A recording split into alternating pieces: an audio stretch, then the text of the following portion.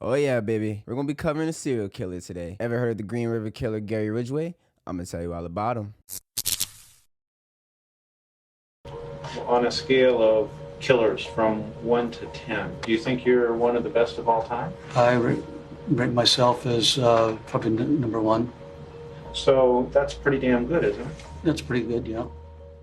Gary was born on February 18th, 1949, in Salt Lake City, Utah, to parents Mary and Thomas Ridgway. He was the second born of 3 kids, his parents having all boys. Gary's home life wasn't the best, growing up in a toxic environment. He described his mom as a bully who inserted her will onto people. He witnessed numerous violent arguments between his parents. Gary had a bedwetting problem growing up, and he peed the bed until at least the age of 13. His mother would wash his genitals every single time, which is fucking weird. That's really weird. I do not know why she's washing his penis at 13 years old, but shit like that would have an effect on anybody. And it did, because he would later describe as a kid, he would have conflicting feelings of anger and sexual attractions towards his mother and fantasized about killing her. Relationship with your mother that will help me understand why you would kill dozens of prostitutes. My dad wasn't around that much. He was working all the time, and she was trying to get me to do better in school and speaking to me that you worthless or disgrace me or yell at me. Didn't feel loved. She was more of a sex object than a mother. I had a fantasy of wanting to have sex, touch her, feel her body. But at the same time, you're angry at your mom. How did you think about hurting your mom? Killing her, maybe slice her up or something. After graduating from high school at the age of 20, graduating high school at the age of 20 is crazy. He also married his high school sweetheart, Claudia Craig, but the marriage didn't last long because while he was gone, he would frequently have sex with sex workers and eventually contacted gonorrhea. And that really pissed him off, but it didn't stop him though. It did not slow him down at all. His wife, however, got fed the hell up with him and divorced his ass just after a year. He would go and get married again, and she divorced his ass too because Papa was a Rolling Stone and he kept having sex with sex workers. During his second marriage, he did, although, become a religious man, going door to door reading people the Bible. I know damn well God wasn't telling him to cheat, but hey, whatever works, man. Whatever works for you. Ridgway would also frequently cry during sermons and reading the Bible. Despite what he believed, he continued to have sex with sex workers. He even wanted his wife to participate in the sex and wanted to do the nasty in public places and also where his victims were later discovered. Ridgway had an extremely high sex drive. His ex-wives and several ex-girlfriends reported that he demanded sex from them several times a day. Wait, hold on, because they can't do this now. They can't do that to Ridgeway because, not getting too personal, but I can go about 2-3 rounds myself if I want to, you know what I mean?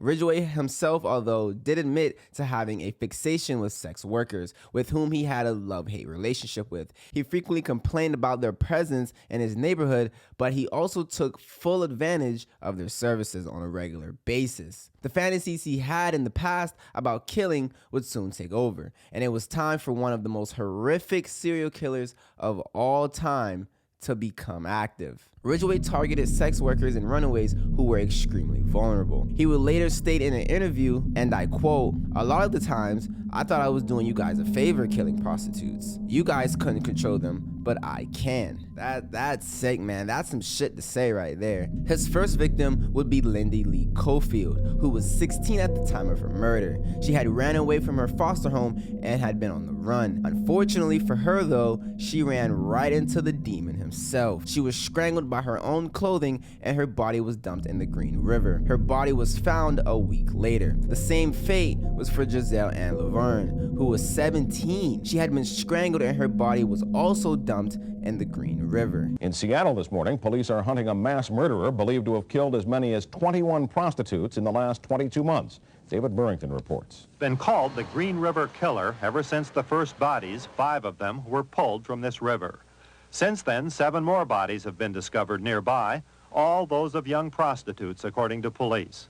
And the number of missing increases steadily. 2 were added to the list this week. How the hell did they not catch this guy? Like, seriously. Ridgeway sometimes showed the women a picture of his son to trick them into trusting him. Then they would have sex, and moments later, after intercourse, he would wrap his forearm around the front of their necks and use the other arm to pull back as tightly as he could, strangling them. He killed most of his victims in his home, his truck, or a secluded area. The bodies were often left in clusters, sometimes posed, and usually naked. He would sometimes return to the victims' bodies to have sex with them. Ridgeway later did explain, though, that he did not find necrophilia more sexually satisfying, but having sex with the dead body reduced his need to obtain a living victim, and thus limited his exposure to being caught. Ridgeway occasionally contaminated the dump sites with gum, cigarettes, and written materials belonging to others, and he even transported a few victims across state lines to confuse the police. It took investigators 20 years to finally catch up to Ridgeway. 20 fucking years? That is crazy.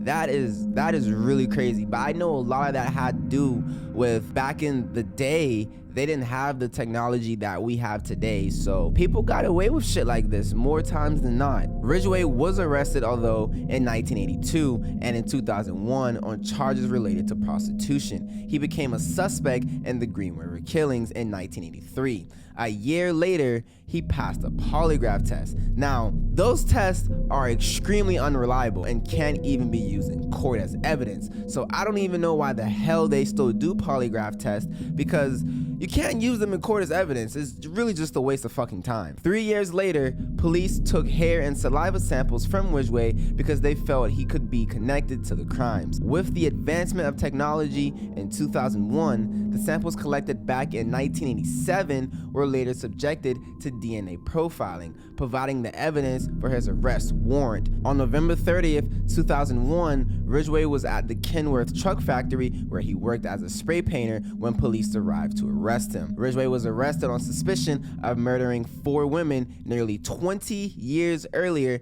after first being identified as a potential suspect. When DNA evidence linked semen left in a victim to the saliva sample that was taken by police. The 4 victims named in the original indictment were Marcia Chapman, Oprah Mills, Cynthia Hines, and Carol Ann Christine. 3 more victims, Wendy Cofield, Deborah Bonner, and Deborah Estates, were added to the indictment after forensic scientists notified microscopic spray paint as a specific brand used at the Kenworth factory during the specific time frame when the victims were killed. Remember, it took 20 years for them to find the killer, and 48 bodies were discovered during that time, with a total of 71 being reported missing. So this was a lengthy process of connecting the dots and finding all the remains of those reported missing. But it's clear as shit that they've got their guy. 2 years later, Ridgeway entered into a guilty plea to 48 charges of aggravated first-degree murder as a part of a plea bargain. On December 18th, 2003, Judge Richard Jones sentenced Ridgeway to 48 life sentences without the possibility of parole, and to be served consecutively. He was also sentenced to an additional 10 years for tampering with evidence for each of the 48 victims, adding 480 years to his 48 life sentences. Homeboy ain't never getting out. Like, he ain't never getting the fuck out of there, bro. Today in Seattle, confessed Green River serial killer Gary Ridgeway will be formally sentenced to life in prison without parole. Last month, he pleaded guilty to 48 murders, more than any other serial killer in U.S. history. Later, he was given another life sentence after the remains of his 49th victim were found. Ridgeway was placed in solitary confinement at Washington State Penitentiary. He was later transferred to the USP Florence High, a high-security prison. But after a public outcry and discussions with Governor Jay Inslee and Corrections Secretary Bernie Warner, they shipped his ass back to where the fuck he came from. Gary Ridgeway will forever go down as one of the most horrific and heinous serial killers of all time. Now at the age of 74, he lives out his life in prison, waiting for his end to finally come. I would love to hear what you guys think in the comment section down below about Gary Ridgeway. He for sure is one of the worst serial killers that we have ever seen. 49 fucking victims. That is crazy. 49? Golly, man. But that is gonna do it. Make sure you guys like and subscribe to the YouTube channel, and I will catch all of you guys in the next video. Peace.